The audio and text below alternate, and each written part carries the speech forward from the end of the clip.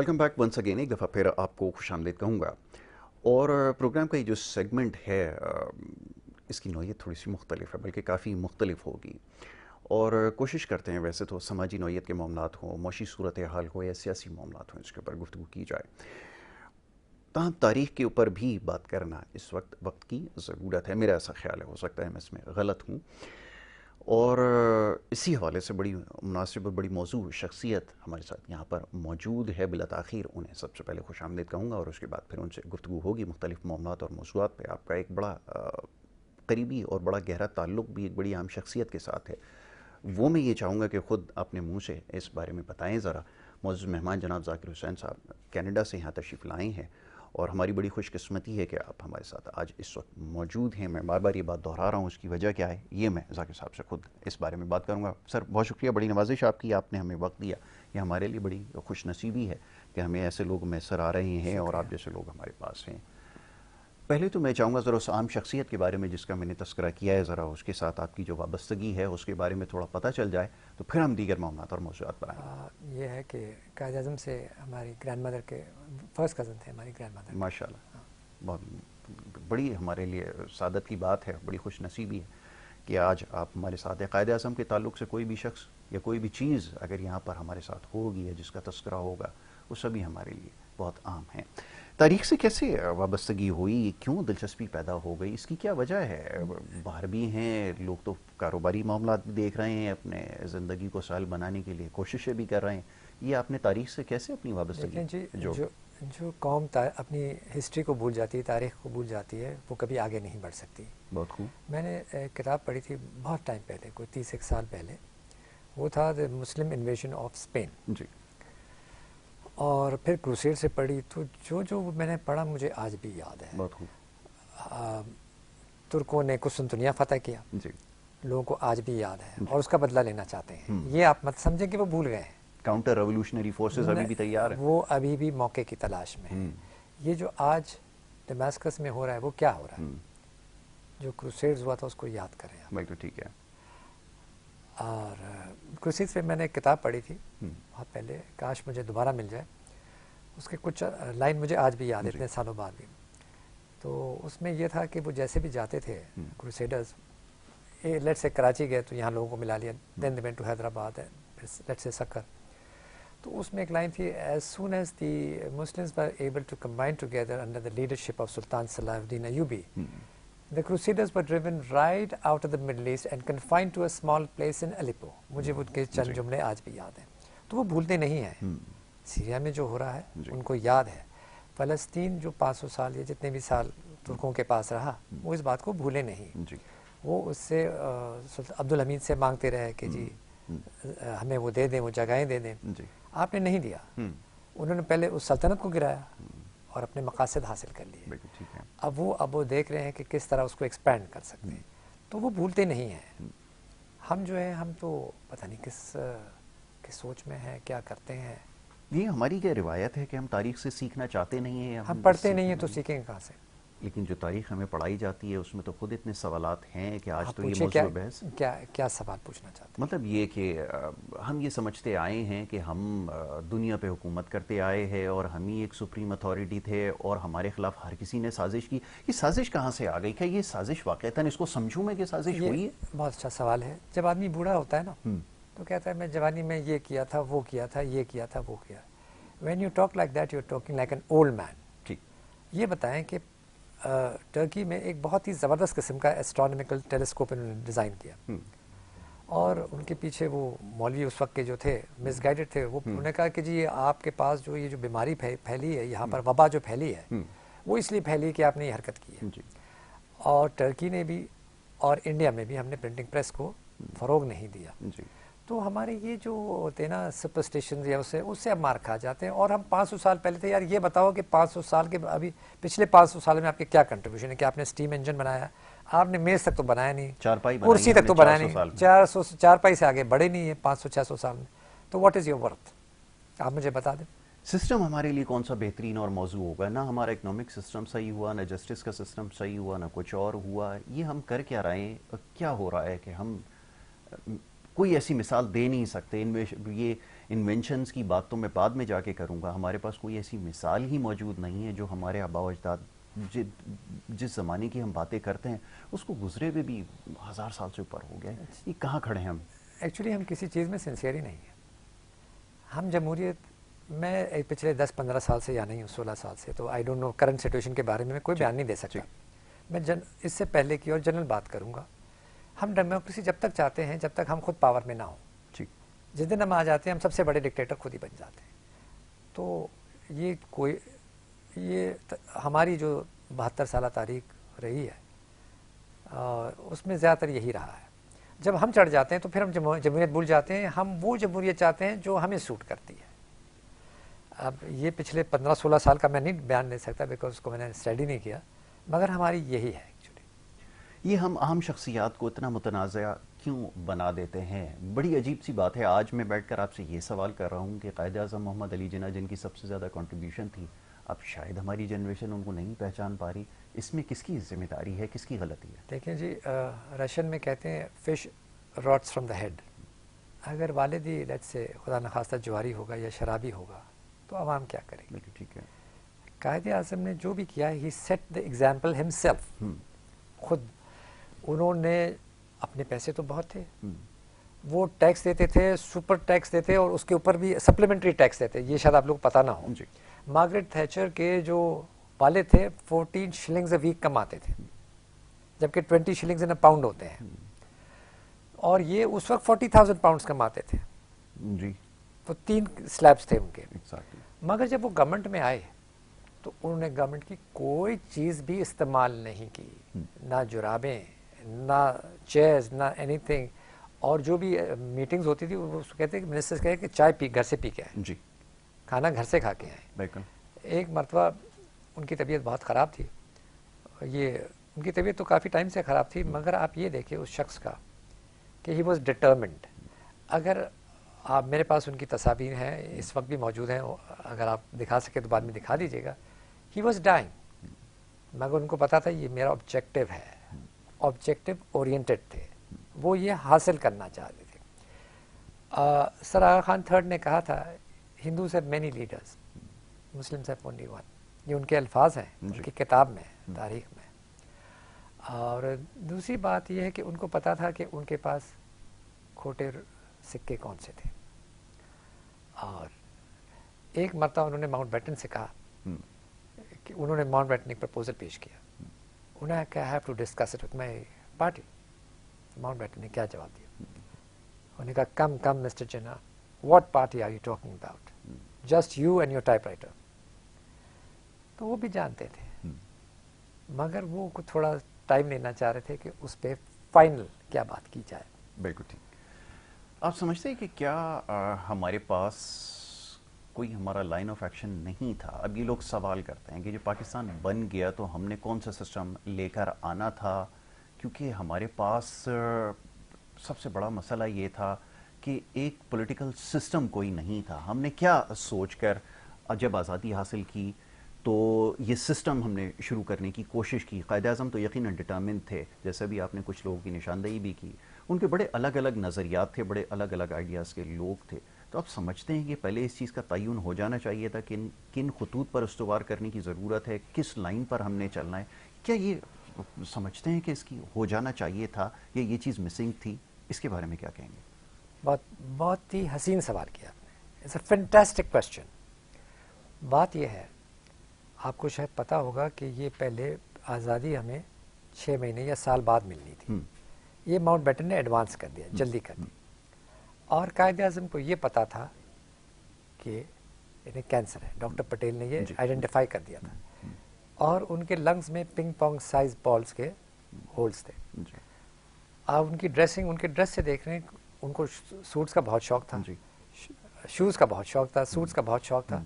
मगर एंड में आप देखिए उनके सूट्स लटक रहे थे, ऐसे लग रहा था कि जैसे उनके ऊपर जसामत पे नहीं है मगर वो हैंग कर रहे हैं। क्यों?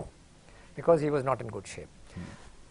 इंडिया की सबसे बड़ी खुश नसीबी ये रही है कि 17 साल नेहरू रहे और अबुल कलाम आज़ाद और कुछ चंद एक अच्छे इनके पास वर्कर्स रहे। और अब्दुल कलाम आज़ाद ने उनका एजुकेशन स्टैंडर्ड सेट किया और उनको पोस्ट ह्यूमसली इंडिया ने उसका वो भी दिया, रिकग्निशन भी दिया। और ये जो इंडिया आज, आपको पता है, let's say India, let's say Saudi Arabia का इस वक्त 160 या डिपेंडिंग ऑन दी प्राइस पर बैरल, वो फ्लक्चुएट करता है 150 160 बैरल्स ऑफ डॉलर्स, सॉरी 150 या 160 बिलियन या 200 बिलियन इन अ ईयर वो कमाते हैं ऑयल से। मगर India almost earns the same thing from IT, institute of management, institute of administration, ये सारे जो है इसके जो बानी है अब्दुल कलाम आज़ाद है, he is responsible for it. उन्होंने वो पैटर्न सेट कर दिया जो कैरी फॉरवर्ड। तो 17 साल रहे वो, 64 तक रहे। कायदे आज़म को ज़्यादा टाइम नहीं रहा।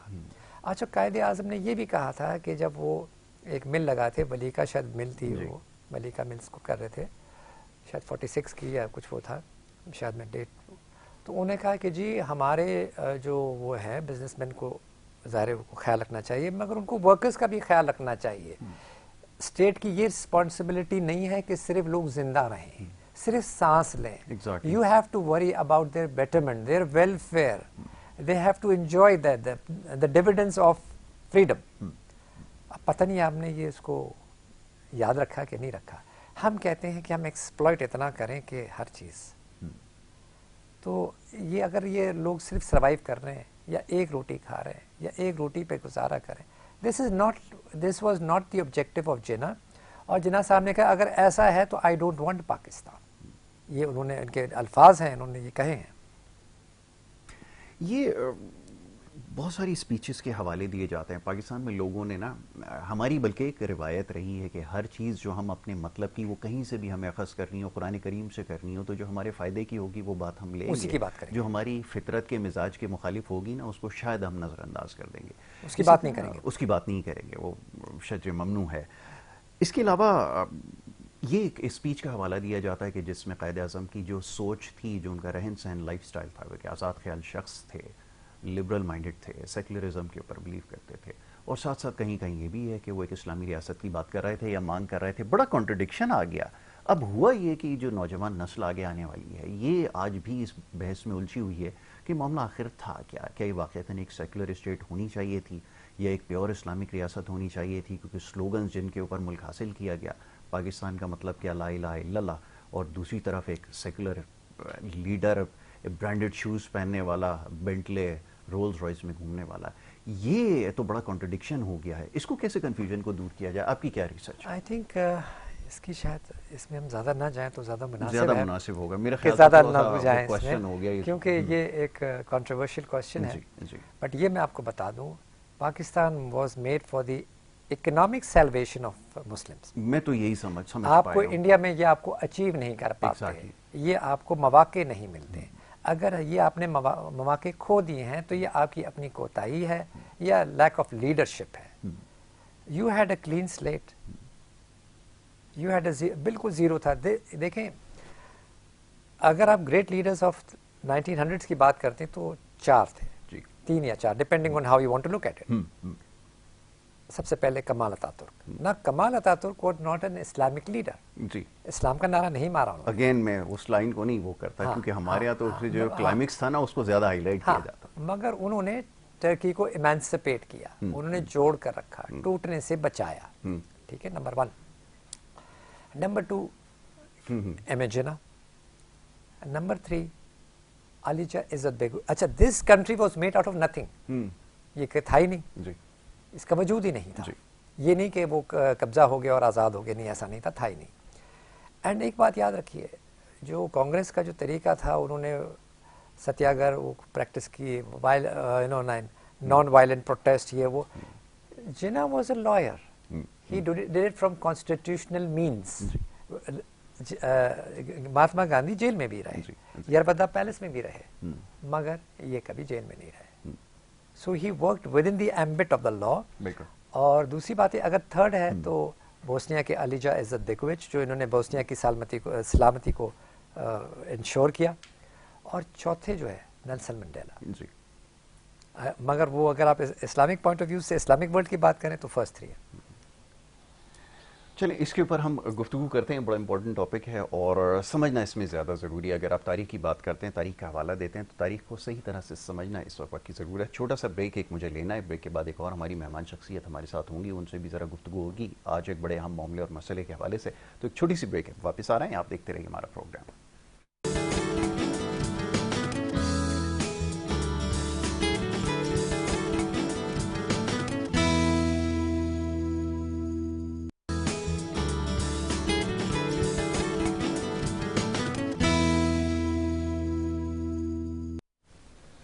वेलकम बैक जी, एक दफ़ा फिर आपको खुशामदीद कहेंगे और ब्रेक पे जाने से पहले बड़ी ज़बरदस्त डिस्कशन जारी थी। मैं नहीं चाह रहा था कि इस सिलसिले को रोका जाए, मगर सिलसिले को रोकना पड़ा ब्रेक की वजह से। और एक और बड़ी ख़ास मेहमान शख्सियत यहाँ पे हमारे साथ मौजूद हैं।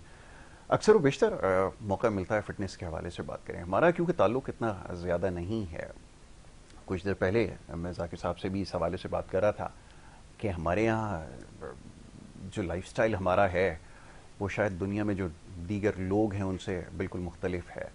उसकी बहुत सारी वजूहत हो सकती हैं, उसके ऊपर बात करूँगा। वक्त कम है, तो सबसे पहले मौजूद मेहमान को मोहम्मद अहमद साहब, जो कि एक बेहतरीन फिटनेस ट्रेनर हैं, यहाँ पर हमारे साथ मौजूद हैं, उन्हें मैं वेलकम करूँगा। Ahmed, thank you so very much, बहुत शुक्रिया।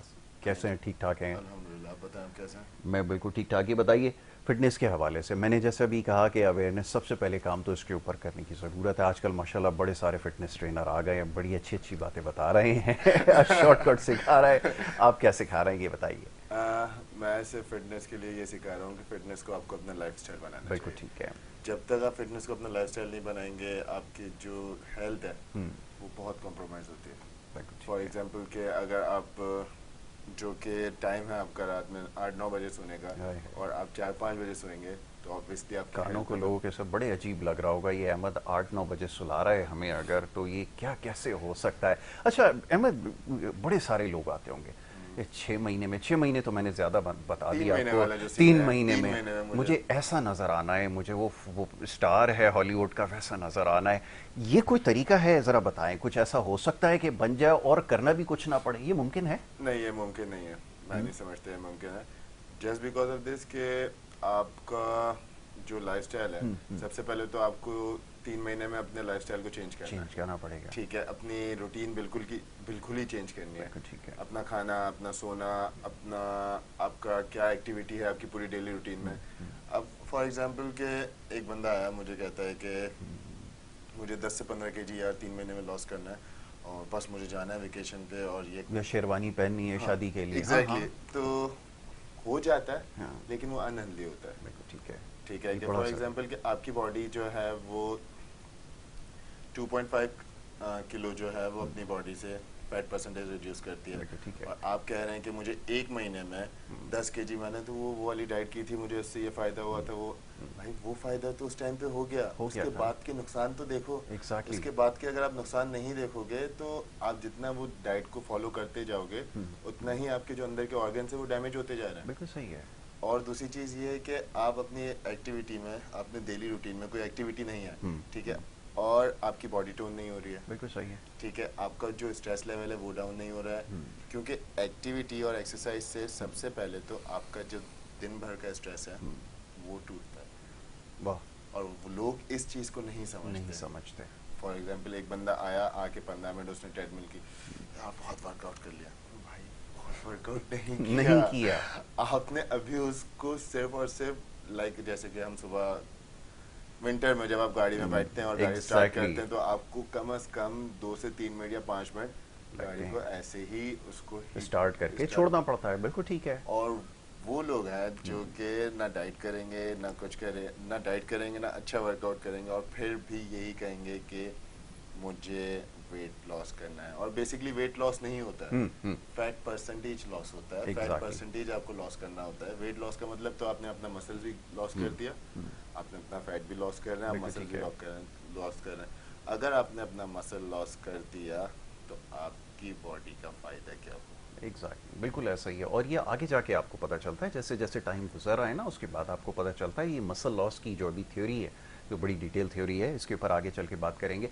ये वर्कआउट ज़रूरी क्यों है? अब बहुत सारे लोग कहते हैं जी हमें टाइम नहीं मिलता। मैं बड़ा हैरान होता हूँ, हम यहाँ से रात को 10 बजे भी अपनी शूट मुकम्मल कर कर गए, फिर 11 बजे जिम में होते थे। अगर 11 बजे हमने मुकम्मल किया तो सर हम 12 बजे 1 बजे भी जाते हैं, लेकिन जाते ज़रूर हैं। लोग कहते हैं आप लोग असल में एडिक्टेड हैं, आप पागल हैं। क्या इसकी कोई इम्पोर्टेंस है या? वर्कआउट ज़रूरी यूँ है कि मैंने आपको जैसे अभी पहले बताया कि आपको अपना स्ट्रेस अगर कम करना है तो आपको वर्कआउट करना पड़ेगा। ठीक है। फॉर एग्जांपल के आप देख लें कि कोई क्रिकेटर है, जब तक वो अपनी प्रैक्टिस नहीं करता, बिल्कुल ठीक है, उसको अपने आप से सेटिस्फैक्शन होती नहीं है, तो उसकी परफॉर्मेंस अच्छी होती नहीं है। तो ऐसे ही अगर आपको अपने पूरी डेली रूटीन का एक निचोड़ चाहिए, ठीक है, एक सुकून चाहिए अपनी लाइफ में, तो आपको वर्कआउट करना है और आपकी बॉडी टोन भी वैसे ही होगी। अदरवाइज आपकी बॉडी टोन नहीं होगी, आपकी बॉडी एक अलग ही शेप में जाती रहेगी और उसको टोन करने के लिए आपको वर्कआउट करना बहुत लाजिम है। और अपने यहाँ से अपने आप को मेंटल रिलैक्स देने के लिए अच्छी बात है, वो वर्कआउट बहुत लाजिम है। वर्कआउट ज़रूरी है। ज़रा अहमद साहब इस बारे में और बात करेंगे कि ये ज़रूरी क्यों हो गया है और ये जो अभी बार बार स्ट्रेस के ऊपर इतना ज़ोर दे रहे हैं, इसकी क्या वजह है? ये स्ट्रेस कम करना क्यों ज़रूरी है, ये भी ज़रा समझ लीजिए, क्योंकि इससे बहुत सारे आपके जो मामलात हैं, ख़ासतौर पर जो हार्मोन्स आपके डिस्टर्ब हो रहे हैं, इसी वजह से हो रहे हैं। और वर्कआउट की इम्पोर्टेंस क्या है, ये तो अभी गुफ्तगू चल ही रही है। मज़ीद बात करूँगा, ज़रा जाकिर साहब की तरफ आऊँगा। जाकिर साहब, ये किस तरह हम पोर्ट्रे कर रहे हैं? मेरा एक बड़ा इख्तिलाफ ये रहा है कि जैसे कायद-ए-आज़म मोहम्मद अली जिन्ना की जो पर्सनालिटी है, उसको जिस तरह से बताना चाहिए था, जिस तरह से समझाना चाहिए था, वो नहीं हो सका। क्या ये मुझे ऐसा महसूस होता है या वाक़ईतन ऐसा हुआ है? बिल्कुल सही है, एब्सोल्युटली राइट। एक छोटा सा वाक़या आपको बता दूँ। उनकी तबीयत बहुत ख़राब थी, तो वो खाना नहीं खा रहे थे। ही वॉज इन ज़ियारत जी। तो उनके जो फिजिशियन थे, कर्नल इलाही थे या पता नहीं, I am forgetting the name. तो उन्होंने उनको, बॉम्बे में थे उनके, तो वहाँ से वो कपूरथला चले गए, वहाँ से फैसलाबाद आए वो। तो वो फिजिशियन उनको ले आए, ठीक है। तो उन्होंने अपनी बहन से कहा, फत्तू आज मुझे वो जायका आ रहा है जो मुझे बॉम्बे में आता था। हालांकि उन्होंने से अगर एक नवाला खाया तो 1.5-2 खा लिया हो जी। मैंने कहा हाँ, वो ले आए हैं उसको। तो कहते who paid for his conveyance? उन्होंने कहा जी गवर्नमेंट फंड। मैंने कहा no, I will pay for it. उनको एक बैठना था कायद-ए-आज़म की तीमारदारी के लिए, तो उन्होंने कहा she will pay from our own funds. अब आप ये देखिए, उन्होंने शादी की रुति जिन्ना से। रुति जिन्ना का बहुत जल्दी इंतकाल हो गया। उनकी एक बेटी थी दीना। दीना जब पैदा हुई तो फातिमा जिन्ना वॉज अ डेंटिस्ट। उन्होंने वो छोड़ दिया और पाकिस्तान और अपनी भाई की बेटी की ज़िंदगी वक्फ कर दी, मगर उसको आपने रिवॉर्ड नहीं किया, उनको आपने अजीब अलकाब से भी याद किया, which is very unfortunate, very unfortunate. ये हेरिटेंस का जो मसला रहा है, हिस्ट्री की बुक्स में लिखा हुआ है कि किसी ने कहा कि उनकी जो प्रॉपर्टी है ये सब कोई क्लेम कर सकता था, कोई क्लेम कर सकता था। मिस दीना वादिया ने एक दफ़ा एक इंटरव्यू के अंदर मैंने सुना कि उन्होंने भी ये कोशिश की, 2-3 अटैम्प्ट उन्होंने किया, बट वो उसको नहीं क्लेम कर सकी, क्योंकि वो जो विल लिखी गई थी एक, उसके अंदर इसका तस्करा किया गया था कि ये दीना के पास जो है वो नहीं जा सकती। वाक़ईतन इसका कौन जी है? एक्चुअली 20,000 मिले मिस फातिमा जिन्ना को जी। 100,000 के अंदर, सॉरी, ये मेंशन था कि ये जो जितनी भी प्रॉपर्टी है मिस फातिमा जिन्ना को जो है वो ट्रांसफर नहीं, सिर्फ 20,000 किया था, सिर्फ 20,000 रुपया। ओके, 1 लाख उनकी बेटी को मिला, बाकी यूड बी सरप्राइज अलीगढ़ को मिला, अलीगढ़ मुस्लिम यूनिवर्सिटी को मिला, इस्लामिक कॉलेज को मिला और सिंध मदरसुल इस्लाम को मिला। तो उन्होंने कोई एक्यूमुलेशन ऑफ वेल्थ या परपेचुअल इंटरजेनरेशनल वेल्थ जमा करने की कोशिश नहीं की, जो हमारे यहाँ लोगों की वो है। वो ये चाहते थे कि लोगों का भी अपलिफ्ट हो, ये नहीं कि सिर्फ जागीरदार, सरमायादार या ज़मीन लैंडलॉर्ड वही बनता रहे, दूसरा नहीं। उन्होंने पहले ही कहा था अगर ये पाकिस्तान का मकसद है तो आई डोंट वांट इट, तो जनरल अपलिफ्ट होनी चाहिए, मगर आई डोंट नो, शायद हम ये बात भूल गए। बिल्कुल ठीक है। अच्छा, फिर एक इकोनॉमिक सिस्टम की भी उन्होंने निशानदेही की, और जब स्टेट बैंक ऑफ पाकिस्तान का 47-48 का अर्ली था, जब ये 48 स्टेट बैंक इनॉग्रेशन हो रही थी, उस वक्त भी एक स्पीच दी थी जो आज भी वहाँ पर लगी हुई है। फिर एक इकोनॉमिक सिस्टम, एक मॉड्यूल के बारे में उन्होंने निशानदेही की थी और एक इस्लामिक सिस्टम को उन्होंने इससे कनेक्ट करने की कोशिश की थी। अनफॉर्चुनेटली वो जो कन्वेंशनल सिस्टम है वो प्रिवेल कर रहा है और अभी तक इकोनॉमिक सिस्टम जो है वो नहीं सही हो सका। देखिए, you have to make sure कि जब वेल्थ आती है तो डाउनवर्ड भी उसका जी, जी। यू नो लाइक हो, डाउनवर्ड फ्लो भी हो, ठीक है, एक trickle down effect trickle down effect हो होना चाहिए, otherwise it doesn't make sense. और दुनिया की जितनी भी गवर्नमेंट्स हैं they ensure this, at least they try to ensure this. But देखिए ना, जो बाहर की गवर्नमेंट एसआरओ से नहीं चलती। अब like I said, I don't know ये 16 साल में क्या हुआ है, मगर अगर मुझे चाहिए तो एसआरओ करके ये कर लूंगा, एसआरओ नहीं, ऐसा नहीं होता, it doesn't work that way. Exactly, it has to be a system, it should be abrogation of the system. तो ये एक चक्कर है। बहरहाल जी, अब ये डेमोक्रेसी कैसी है, इसके ऊपर आगे चल के जो मौका मिलेगा तो मैं ज़रूर जाकिर साहब से इस बारे में बात करूंगा कि इसको कैसे ठीक किया जा सकता है, और इसकी जो फॉर्म हमारे यहाँ पाई जाती है क्या ये वही है जो कायद आज़म मोहम्मद अली जिन्ना जो वो देखना चाहते थे। अहमद की तरफ आते हैं, ज़रा अहमद से भी फिटनेस के हवाले से ज़रा बात हो रही है ना, सवाल क्योंकि बहुत सारे होते हैं, आज बड़े दिन के बाद मौका मिला है तो इसके ऊपर ज़रा अहमद से भी बात करते हैं कि ये भी अवेयरनेस के ऊपर काम कर रहे हैं। सबसे अच्छी बात यह है कि यहाँ पे इनको बुलाने का मकसद ये है कि ये बताएं आपको कि इसकी इम्पोर्टेंस आखिर है क्या। ठीक है अहमद, अब क्या आप इवेंट कराने जा रहे हैं? अभी कुछ सुनने में आया, कुछ कर रहे हैं, बड़ी अच्छी बात है। मैं चाहता हूँ कि इस तरह के इवेंट्स हो। क्या इवेंट है ये इवेंट है एमफिट गेम ऑन है के नाम से। ज़बरदस्त।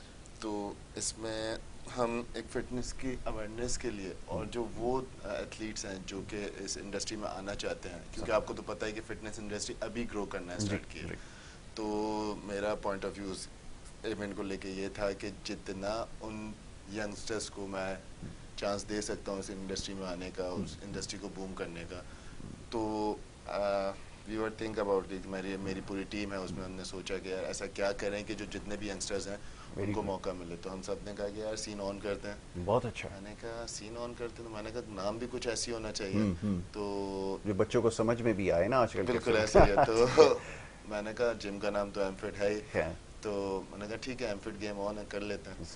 तो उसके अंदर हमने मल्टीपल्स गेम्स हैं, जिसके अंदर इंडिविजुअल गेम्स हैं, टीम गेम्स हैं और किड्स गेम्स भी हैं।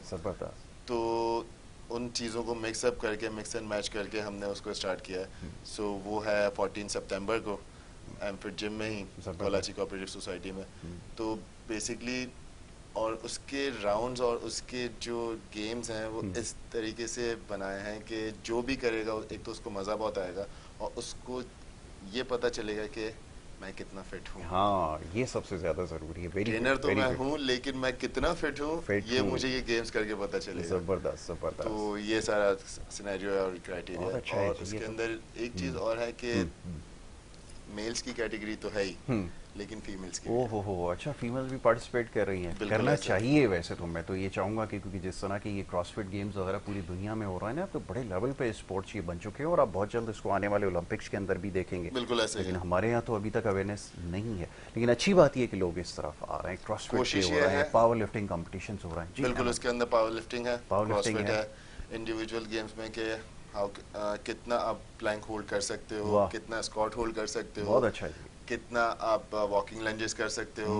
आपके अंदर अपनी अपने आप में आपको कितना कॉन्फिडेंस है कि आप कितनी बड़ी गाड़ी को पुश कर सकते हो। ठीक है, तो ये सारा सिनेरियो है। और दूसरी चीज़ ये कि इन छोटी छोटी चीज़ों से ही फिटनेस अब आहिस्ता आहिस्ता आगे ग्रो करेगी। अगर हम एक बंदा, आज मैंने कोशिश की है, तो मेरी कोशिश यही है कि मेरे साथ जितने भी इंडस्ट्री में हैं वो दोबारा मिल के कोलैब करके इन चीज़ों को आगे बढ़ाएं और फिटनेस को प्रमोट करें और जितना ही कर सकते हैं फिटनेस के लिए वो करें। जो लोग देख रहे हैं रजिस्टर्ड करवाना चाहते हैं वो कैसे रब्ता करें? जो लोग देख रहे हैं वो रजिस्टर्ड करवा सकते हैं और वो इजीली रजिस्टर्ड ये है कि एमफिट का पेज है इंस्टाग्राम पे, वहाँ पे हमारा लिंक दिया हुआ है फॉर्म का, तो इजीली वो फॉर्म फिल कर सकते हैं और वो ऑनलाइन भी रजिस्टर करवा सकते हैं। और अगर किसी को टिकट वगैरह चाहिए तो वो एमफिट जिम आके उसको परचेज कर सकते हैं। वेरी इजी, ज़बरदस्त। इसमें तो सबको पार्टिसिपेट करना चाहिए, बच्चों को भी, बड़ों को भी। जाकर देखें भी, मोटिवेशन भी मिलेगी और ज़रा आपको पता भी चलेगा फिटनेस एक्चुअली है क्या। तो ये बड़ा ज़रूरी है कि ज़रा इसकी अवेयरनेस के ऊपर काम करें। बहुत सारी ऐसी चीज़ें, जैसे अभी अहमद ने नाम लिया स्क्वाट्स के बारे में, अब तो लोगों को इतनी अवेयरनेस आ रही है। पहले जब हम किसी के बारे में बताते कि हम डेड लिफ्ट्स करते हैं तो वो कहते हैं ये पता नहीं कौन सी लिफ्ट्स हैं जिसमें डेड भी है और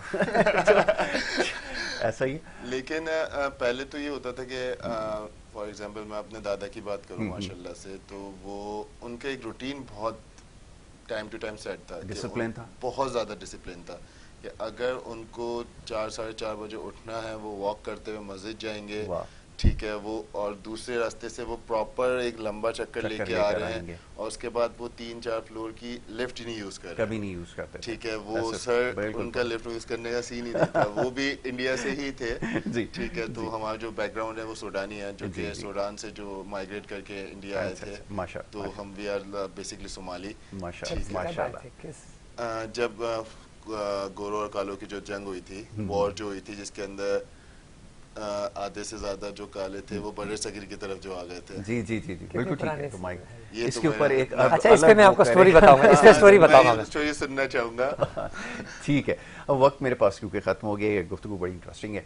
तो ये अहमद साहब का जो आपने पेज है एमफिट के नाम से इंस्टाग्राम के ऊपर जाकर इसके ऊपर रजिस्टर्ड हो जाएं, इसमें ज़रूर पार्टिसिपेट करें, और मैं भी वहाँ पर आ रहा हूँ तो बिल्कुल। देखिएगा जरा। एक चीज़ ये है कि सॉरी हमने आपको भी इनवाइट करना है कि आप जरूर आएंगे। बिल्कुल आ रहा हूँ, और बिल्कुल आ आके हमें मैं भी जरा अपनी स्ट्रेंथ जो है वो चेक कर लूँ, काफ़ी टाइम हो गया है ना। मोस्ट वेलकम, मोस्ट तो वेलकम। मुझे भी ज़रा मौका मिल गया है, मैं भी ज़रा जो है दिखाऊँ ज़रा इंशाल्लाह क्या कुछ कर सकते हैं। Sir, one last word, message क्या होना चाहिए? वैसे तो बहुत सारी बातें हैं, वक्त क्योंकि कम था, और बहुत दिल चाहता है कि इन मामलात पर गुफ्तगू की जाए, ज़रा ख़ास तौर पे हिस्ट्री के हवाले से क्या मैसेज क्या होगा ख़ास तौर पे? ये मैं आपको एक बात जी जी बहुत शिद्दत से बताना चाह रहा हूँ।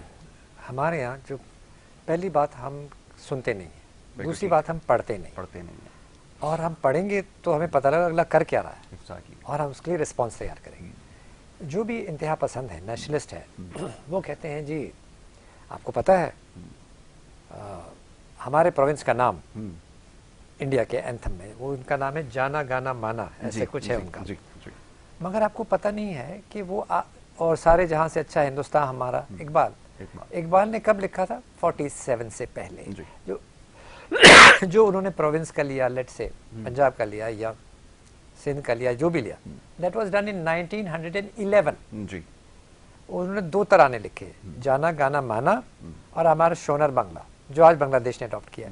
तो अगर वो ये कहते हैं, it is a matter of great pride, that's not true. क्योंकि मैं ये शायद पढ़ा, मैं इस पर शायद सही ना हो, रविंद्रनाथ टैगोर जो उनके पोएट थे और पेंटर भी थे, उन्होंने लिखा था बांग्लादेश का भी और इसका भी। जी, और ये था। और दूसरी बात ये है कि you know it is unfortunate, really very unfortunate. और ये जो पानी का झगड़ा जो चल रहा है, वो 1800 1850 के भी अगर आप गैजेट्स निकाल के देखेंगे तो अपर रिपेरियन, लोअर रिपेरियन, पंजाब का उस वक्त जो पंजाब था, नीचे जो भी उस वक्त सिंध एज अ प्रोविंस नहीं था, बट ये उस वक्त भी झगड़े चलते थे। तो it's nothing new, you have to resolve it, you have to create, integrate, you have to assimilate, you have to make a nation out of this. अभी तक हम, I'm sorry to say, like जैसे वो गाना कहता है, ऐसी Sindhi Punjabi Balochi, we are still you know fighting like that. Exactly. और रही बात आपके सवाल का जवाब, जो पीपल ऑफ अफ्रीकन ओरिजिन आज से नहीं आ रहे हैं, ज़माना दराज से आ रहे हैं। जहांगीर का सबसे कट्टर दुश्मन था मलिक अंबर। मलिक अंबर नवाब बन सकता था, मगर वो बना नहीं। उसने कहा मैं बनूंगा तो ये मेरे पीछे पड़ जाएंगे। तो 6-7 छोटी रियासतों का वो कमांडर बनता था, और उसने अपने बेटे को किसी शहजादी से शादी भी करवा दी। और मैं आपको एक और बात बताऊं, 47 तक there were 3 states of people of African origin, जिसमें एक जंजीरा था, उनका नाम था सर सीधी पता नहीं नवाब कुछ। तो ये नहीं कि आज, और मैं आपको एक और स्टोरी बताऊं, मोइंजोदारो में जो लोग हैं, ये कहा जाता है they were from African origin. तो ये कोई नई बातें नहीं है, it is just that we do not know. हमें थोड़ा सा इंडस सिविलाइजेशन के बारे में पढ़ना पड़ेगा, तो हमें फिर ये पानी की जो डिस्ट्रीब्यूशन है इसके भी मामला समझ पाएंगे। लेकिन अगेन पढ़ना इसके लिए ज़रूरी है, और अगर मौका मिल जाए, जैसा भी सर ने कहा कि आजकल सुनने पे ज़्यादा जोर है और व्हाट्सएप के ऊपर ज़्यादा फोकस है, इस वजह से शायद पढ़ने का मौका नहीं मिल रहा। अगर इसको पढ़ेंगे, तहकीक करेंगे, तो यकीनन बहुत सारी चीज़ें समझ में आएंगी। मैं ज़ाकिर हुसैन साहब का, माफ़ कीजिए, बड़ा शुक्रगुजार हूँ कि वो यहाँ पे तशरीफ़ लाए, और जैसे ही वो पाकिस्तान में होंगे इंशाल्लाह आने वाले दिनों में, तो ज़रूर उनको दोबारा से सहमत देंगे। Sir thank you so very much, बहुत शुक्रिया। अहमद आपका बहुत शुक्रिया कि आप प्रोग्राम में आए, और आपके साथ एक और प्रोग्राम भी होगा जिसमें तफसील से हम बात करेंगे सिर्फ फिटनेस के हवाले से। अभी बहुत सारे सवालात मेरे पास आते हैं ना, वो मैं अहमद से पूछूंगा फिटनेस के हवाले से। बहुत अच्छी टिप्स उन्होंने दी हैं, और इनका जो कंपटीशन है इसमें ज़रूर हिस्सा लेना है। आपने जाकर अपने आप को रजिस्टर करें, एमफिट का जो पेज है इंस्टाग्राम के ऊपर, उसके ऊपर जाएँ, रजिस्ट्रेशन कराएं और उसमें पार्टिसिपेट करें। वहीं आपसे भी मुलाकात होगी। इस प्रोग्राम का वक्त खत्म हुआ, इंशाल्लाह कल मुलाकात होगी। मोहम्मद यासिर और हमारी टीम को इजाज़त दें। अल्लाह के बाद।